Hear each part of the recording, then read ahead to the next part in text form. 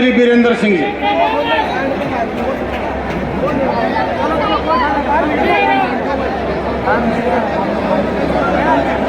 किसानों के हकों की लड़ाई लड़ने की तरकीब और किसानों में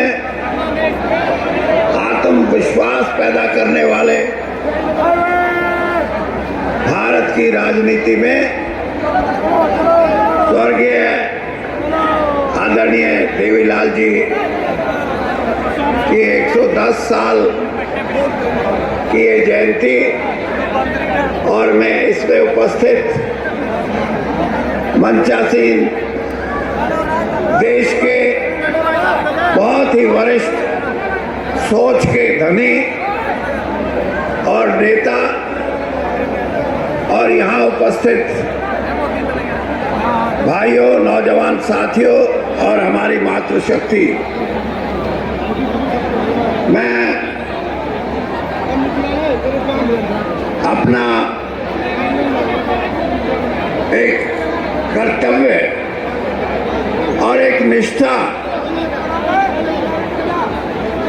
जो देश की राजनीति में जिसकी जरूरत है, हम पार्टियों में बंध के अपने महान नेताओं के लिए अलग अलग जगह जाएं, इस बात का मैं कहीं जाए कोई नहीं जाए, कोई किसी नेता के लिए जाए, कोई किसी के लिए नहीं जाए, इन चीजों से ऊपर उठ के अगर देश की राजनीति चलानी है, हरियाणा के अंदर एक नया दौर कायम करना है, तो देवीलाल जी जैसे महापुरुषों के लिए किसी पार्टी का बंधन नहीं होना चाहिए, किसी इंसान का बंधन नहीं होना चाहिए। सबको मिलके अपने श्रद्धा सुमन उनको अर्पित करने चाहिए।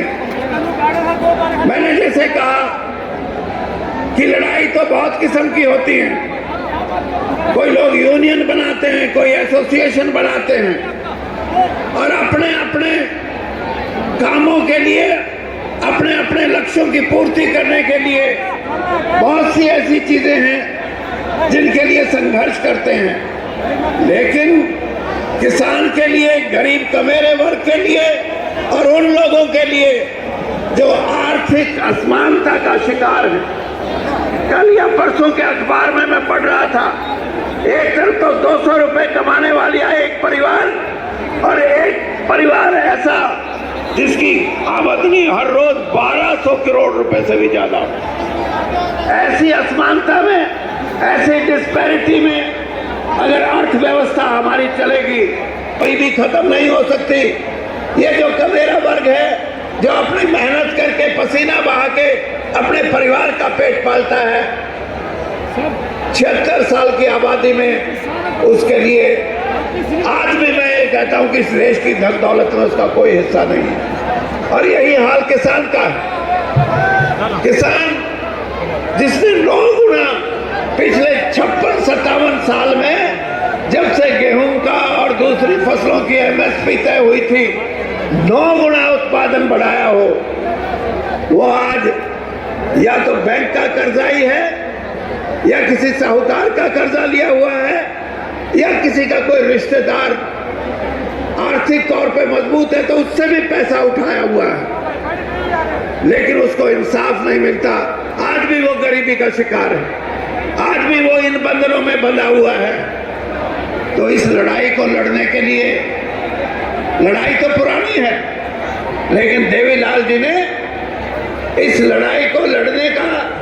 एक तरीका, जैसे मैंने कहा, लड़ाई को जोरदार तरीके से लड़ने के लिए, अपने हकों की लड़ाई लड़ने के लिए उन्होंने जो अभियान चलाया था, उसी का कारण है कि 13 महीने किसानों का आंदोलन चला और जो उनकी मांग थी कि 3 कानून वापस होने चाहिए, किसान संघर्षरत रहा। उसको पता था कि अगर मैं संघर्ष में कमजोर हो गया या पीछे हट गया